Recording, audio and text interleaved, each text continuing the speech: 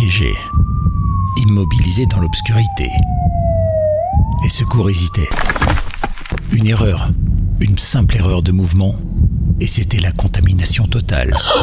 Personne n'aurait imaginé qu'un homme puisse risquer son intégrité physique pour ça. Samedi 20 juin, 14h30. Le soleil de plomb s'abat sur la Californie. Au camp Edison, près de Shaver Lake, un touriste hispanophone se retrouve face à un prédateur qu'il n'avait pas anticipé. Ce qu'il s'apprête à faire va défier toute la loi de la survie. Il va s'infiltrer en zone toxique, sciemment, risquer l'asphyxie, braver les émanations mortelles. Pourquoi ?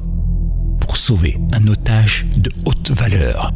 Un otage qui vient de tomber dans la gueule du loup. Les secours arrivent. Ils extraient l'homme. 15 minutes d'angoisse. 15 minutes passées dans les entrailles de la bête. L'otage qu'il tentait de sauver, une paire de lunettes de soleil. Et le prédateur qui l'a capturé, une toilette sèche. Bienvenue dans Fait Diversion. Dossier numéro 3, le kidnapping de la Fosse Noire.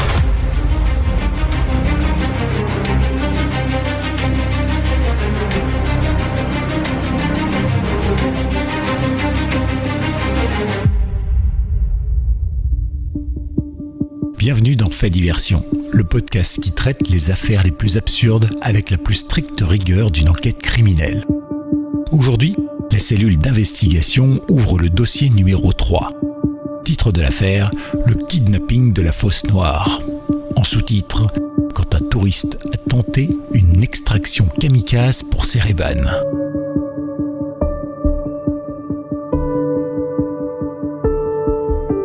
Retour sur la scène de crime. Le camp Edison, un lieu idyllique en apparence. Des pins, un lac, des familles qui s'amusent. Mais dans l'ombre des sentiers battus se dressent des structures en bois, des toilettes sèches. Notre suspect, que nous appellerons l'agent M, s'approche de l'une d'entre elles. Il porte ses armes favorites, une paire de lunettes de soleil, son bouclier contre les rayons UV. Soudain, c'est le drame. Un faux mouvement. Les lunettes glissent. Elles tombent, non pas sur le plancher, non. Elles franchissent la limite. Elles disparaissent dans la fosse. Face à cette perte, l'agent M ne choisit pas la fuite. Il choisit l'attaque. Il s'approche du gouffre. Il tend le bras. Et c'est là que la gravité, alliée objective de la fosse, frappe. L'agent M perd l'équilibre. Il bascule. Il est happé par le prédateur. Face à cette chute, les enquêteurs ont formulé 3 hypothèses pour expliquer la mécanique de cet incident.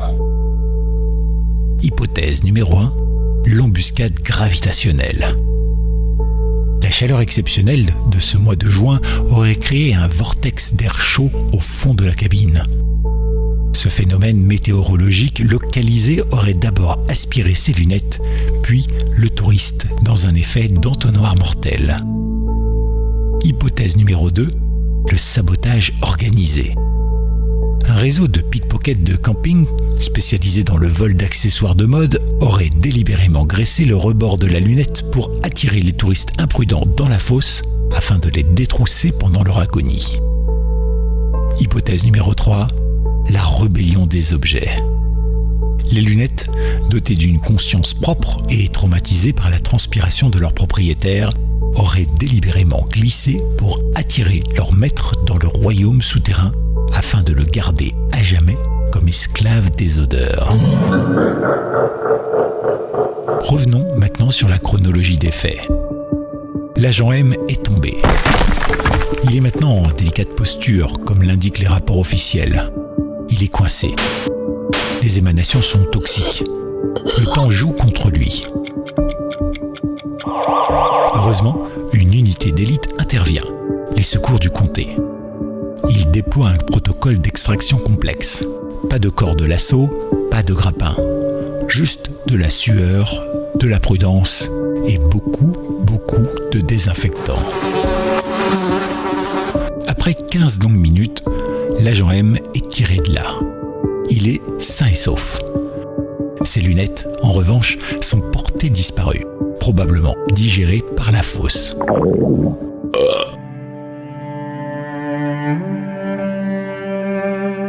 Qui est l'agent M ? Quel homme est prêt à risquer l'humiliation publique, le contact avec des matières fécales et une mort certaine pour du plastique et du verre teinté ? Le profilage psychologique est formel. Nous avons affaire à un cas classique de syndrome de l'objet fétiche. L'agent M ne voyait pas ses lunettes comme un simple accessoire. C'était son armure. Sans elle, il n'était plus un touriste invincible face au soleil californien. Il redevenait un simple humain, vulnérable et ébloui. Son mobile n'était pas la vanité.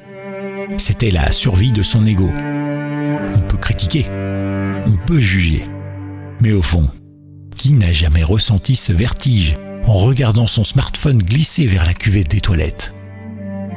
L'agent M, lui, n'a pas reculé. Il est allé au bout de sa pulsion. Il est le héros tragique de notre époque, prêt à se sacrifier pour ne pas avoir à acheter une nouvelle paire chez l'opticien.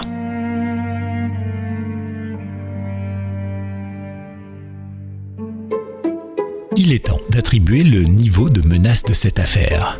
La toilette sèche est un prédateur silencieux. Elle ne fait pas de bruit. Elle attend patiemment, tapis souvent dans l'ombre, et elle affectionne tout particulièrement les cabanes en bois. Et lorsque vous baissez votre pantalon ou votre garde, elle frappe. Nous attribuons donc à cette affaire un niveau de menace de 7 sur 10. Sur les réseaux sociaux, la cellule d'investigation a recueilli quelques témoignages poignants. Vous pouvez d'ailleurs vous aussi en déposer, nous avons mis un lien en commentaire. L'internaute Soleil Rouge a écrit « Moi, à sa place, j'aurais laissé les lunettes. C'est le début de la fin, tu ne sais jamais où elles ont été. » L'internaute Lac Anonyme a ajouté « Il a voulu jouer à Mission Impossible, il a fini en engrais pour le camping. » Et vous, chers auditeurs, seriez-vous prêts à plonger dans l'abîme pour sauver vos lunettes ? Envoyez vos témoignages à la cellule d'investigation. Le lien est dans la description. On dit souvent qu'il ne faut pas faire confiance aux apparences. Mais parfois, il ne faut pas faire confiance à la gravité.